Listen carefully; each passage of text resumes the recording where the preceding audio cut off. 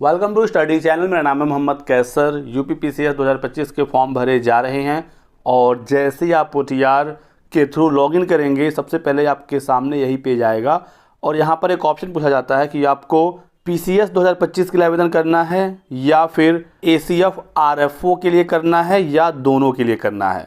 तो आपको कहाँ पर क्लिक करना है, पीसीएस की क्या एलिजिबिलिटी है, एसीएफ आरएफओ की क्या एलिजिबिलिटी है, ये हम समझते हैं और उसके आधार पर आप डिसाइड खुद कर पाएंगे कि आपको क्लिक आखिर कहाँ करना है। ठीक है, तो इस वीडियो में आपका ये डाउट क्लियर हो जाएगा।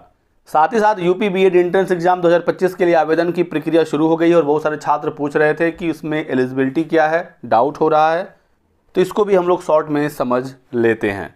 तो ये है दोस्तों यूपी बीएड एंट्रेंस एग्जाम 2025 का नोटिफिकेशन और सबसे पहले इसमें एलिजिबिलिटी ही बताई गई है। आप यहाँ पर खुद देख पाएंगे, बताया गया है कि यदि आप एडमिशन लेना चाहते हैं बीएड द्विवर्षीय पाठ्यक्रम में तो इसके लिए कंडीशन ये है कि यदि आप विज्ञान या सामाजिक विज्ञान या मानविकी वर्ग में सामान्य एवं पिछड़ा वर्ग के अभ्यर्थी हैं, यानी यदि आप जनरल या ओबीसी हैं तो आपके ग्रेजुएशन में 50% मार्क्स होना चाहिए। ठीक है, जनरल और ओबीसी के लिए ग्रेजुएशन में 50% कम से कम मांगा गया है और यदि आपके 50% ग्रेजुएशन में नहीं हैं लेकिन यदि आपने स्नातकोत्तर यानी कि पीजी भी किया हुआ है और यदि आपका वहाँ पर 50% है तो भी आप आवेदन कर सकते हैं, कोई दिक्कत नहीं आएगी।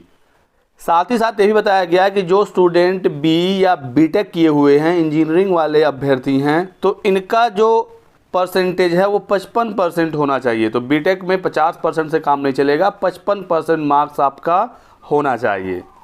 ठीक है, जनरल और ओबीसी के लिए। इतनी बातें क्लियर हो गई।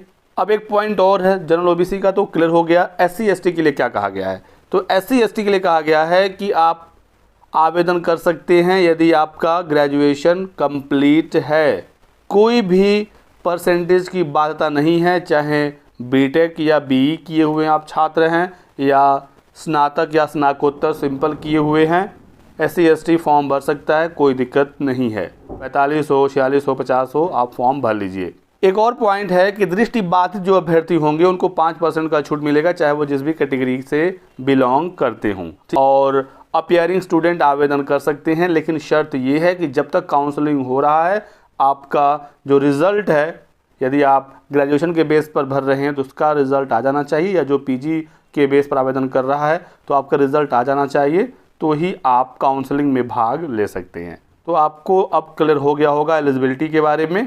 साथ ही साथ दोस्तों एक इम्पॉर्टेंट इन्फॉर्मेशन आपके लिए है, यदि आप यूपी बीएड एंट्रेंस एग्जाम की तैयारी बेहतरीन करना चाहते हैं तो दोस्तों चक्षु प्रकाशन लेकर आया है यूपी बीएड एंट्रेंस एग्जाम के लिए बेस्ट बुक कला वर्ग के लिए। यहाँ पर सामान्य ज्ञान, हिंदी, सामान्य अभिरुचि परीक्षण और कला वर्ग पूरा यहाँ पर थ्योरी कवर किया गया। स्टडी गाइड बुक है और इसमें पीवाईक्यू भी कवर किए गए हैं। प्रीवियस 8 साल के सॉल्व पेपर हैं, 2700 से अधिक महत्वपूर्ण प्रश्न का इसमें समावेश है और बिल्कुल लेटेस्ट पैटर्न पर आधारित इस बुक को तैयार किया गया है। साथ ही साथ दोस्तों इनकी गाइड बुक के साथ चक्षु प्रकाशन का प्रैक्टिस सेट भी अवेलेबल है। 15 प्रैक्टिस सेट हैं इसमें और आप इस बुक के साथ अपनी बहुत ही बेहतरीन तैयारी यूपी बीएड एंट्रेंस एग्जाम 2025 के लिए कर सकते हैं। तो यदि आपको ये बुक परचेज करनी है तो डिस्क्रिप्शन बॉक्स में लिंक दिया गया है, क्लिक करके आप ऑर्डर कर सकते हैं या फिर ये मार्केट में भी इजीली अवेलेबल हो जाती हैं।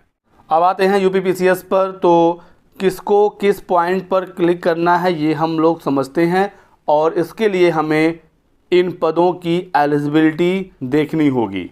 दोस्तों जो भी इन्फॉर्मेशन मैं आपको देता हूँ बिल्कुल ऑथेंटिक देता हूँ, ऑफिशियल नोटिफिकेशन के आधार पर देता हूँ, तो आप लोग बिल्कुल विश्वास कर सकते हैं जो भी बताया जाता है। वीडियो को भी लाइक कर दीजिएगा। इसी प्रकार की आपको यदि भविष्य में भी ऑथेंटिक इन्फॉर्मेशन चाहिए तो पीसीएस का नोटिफिकेशन इस बार आया है। 200 पदों पर ये नोटिफिकेशन जारी हो चुका है। देख सकते हैं आप पीसीएस का पदों की संख्या इसमें अभी और बढ़ने की खबर आ रही है।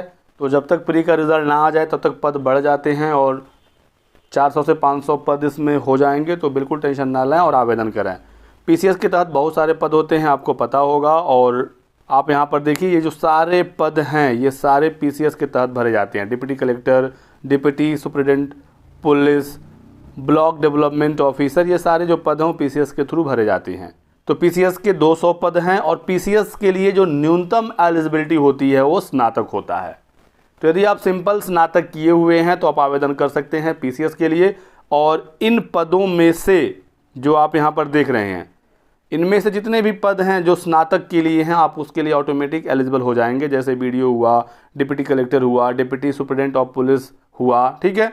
इसमें कुछ ऐसे भी पद होते हैं जो स्पेशल एलिजिबिलिटी वाले होते हैं, उसके बारे में भी यहीं पर बताया गया है। देखिए, स्पेशल क्वालिफिकेशन वाले ये सारे पद हैं, तो इन पदों के लिए आपके पास ये एलिजिबिलिटी होनी चाहिए। जैसे डिस्ट्रिक्ट एडमिनिस्ट्रेटिव ऑफिसर के लिए पोस्ट ग्रेजुएशन होना चाहिए, तो स्नातक से काम नहीं चलेगा। फॉर्म भरते समय ये भी ऑप्शन आपसे पूछा जाएगा कि आप इस पद के लिए आवेदन करना चाहते हैं या नहीं, आपके पास इसके लिए न्यूनतम एलिजिबिलिटी है या नहीं। तो जब आप फॉर्म भरेंगे तो आप इसे एक बार देख लीजिएगा, ठीक है। ये सारे पीसीएस के तहत पद भरे जाएंगे।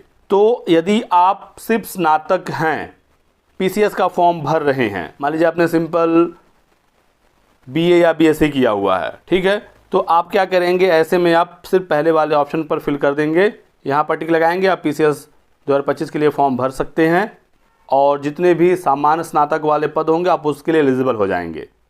स्पेशल एलिजिबिलिटी वाले भी यदि आपके पास योग्यता है तो फॉर्म भरते समय आगे ऑप्शन आएगा, आप उसमें भी सेलेक्ट कर लीजिएगा। ये तो हो गई पीसीएस वाली बात। अब बात करते हैं एसीएफ आरएफओ का। अब देखिए, यहाँ पर एसीएफ और आरएफओ के भी पदों पर विज्ञापन है। एसीएफ का मतलब है असिस्टेंट कंजर्वेटर ऑफ फॉरेस्ट और आरएफओ का मतलब है रेंज फॉरेस्ट ऑफिसर, ठीक है। अब इन दोनों पदों की एलिजिबिलिटी क्या है ये हम लोग देख लेते हैं। नोटिफिकेशन में पेज नंबर 3 पर जब आप जाएंगे तो आपको देखने को मिल जाएगा एसीएफ आरएफओ के लिए इसेंशियल क्वालिफिकेशन। दोनों पदों के लिए एलिजिबिलिटी बिल्कुल सेम है, तो इसको लेकर आप कंफ्यूज मत होइएगा। देखिए, इसेंशियल क्वालिफिकेशन क्या है। यदि आपके बैचलर्स में या स्पेशली कहें बीएससी में, ठीक है, यदि botany, zoology, chemistry, physics, mathematics, geology, forestry या स्टैटिक्स, इतने जो विषय हैं इसमें से कोई भी एक विषय यदि आपने अपने बैचलर्स में यानी स्नातक में पढ़ा है तो आप एसीएफ और आरएफओ दोनों पद के लिए एलिजिबल हो जाएंगे, ठीक है। या फिर और भी ऑप्शन है। आगे बताया गया कि यदि आपका बैचलर डिग्री एग्रीकल्चर में है, कृषि में यदि आपका बीएससी है, बीएससी इन एग्रीकल्चर, तो भी आप एसीएफ आरएफओ के लिए एलिजिबल रहेंगे। या फिर एक और ऑप्शन है, यदि आपका बैचलर डिग्री इंजीनियरिंग फील्ड में है, बीई या बीटेक वगैरह आपने किया हुआ है, तो भी आप एसीएफ आरएफओ के लिए एलिजिबल रहेंगे। तो यदि आपके पास ये वाली चीज़ें हैं तो आप एसीएफ आरएफओ के लिए एलिजिबल हैं, और एलिजिबिलिटी यदि आपके पास है तो ही जाकर आप एसीएफ आरएफओ के लिए आवेदन करेंगे। एसीएफ का अलग से दोस्तों 10 पद आया हुआ है, मैं आपको दिखा देता हूं। 200 पद तो पीसीएस का है, और देखिए एसीएफ के 10 पद अलग से हैं। आरएफओ के बारे में बताया गया है, जैसे इसका अधियाचन मिलेगा इसको जोड़ दिया जाएगा। अभी आरएफओ के कितने पद हैं ये पता नहीं है, आरएफओ का भी अधियाचन आएगा यूपीपीएससी को, तो फिर इन पदों को जोड़ दिया जाएगा। क्लियर हो गई बात। चलिए अब आते हैं फिर अपने मेन मुद्दे पर। तो यदि आपके पास सिंपल स्नातक है, आपके स्नातक में जूलॉजी, बॉटनी वगैरह सब्जेक्ट नहीं है, आप सिर्फ पीसीएस के लिए भरिए। यदि आपके पास एसीएफ आरएफओ वाली एलिजिबिलिटी भी है तो आप एसीएफ आरएफओ के लिए आवेदन करेंगे, या फिर आप ऐसे कंडीशन में दोनों के लिए आवेदन कर सकते हैं। पीसीएस के लिए भी करिए क्योंकि यहाँ पर स्नातक मांगा जाता है, वो तो आपके पास है ही। मान लीजिए आपने बीटेक किया हुआ है तो बीटेक वाले पीसीएस के लिए आवेदन कर ही सकते हैं, साथ ही साथ आप एसीएफ आरएफओ के लिए भी भर सकते हैं। तो मेरा ये मानना है कि यदि आप एसीएफ आरएफओ के लिए एलिजिबल हैं तो आप बोथ के लिए आवेदन करिए, क्योंकि पीसीएस में पद ज़्यादा होते हैं। और यदि आप एलिजिबल नहीं है एसीएफ आरएफओ के लिए तो आप सिंपल पीसीएस के लिए आवेदन कर दीजिए। आशा करता हूँ आपको चीज़ें समझ में आई होंगी। वीडियो को लाइक करिएगा, चैनल को सब्सक्राइब करना। अभी भी कोई डाउट हो तो लिखिए कमेंट सेक्शन में, आपके सवाल का जवाब बहुत ही जल्दी दिया जाएगा। बहुत बहुत शुक्रिया वीडियो को लास्ट तक देखने के लिए। Thanks for watching.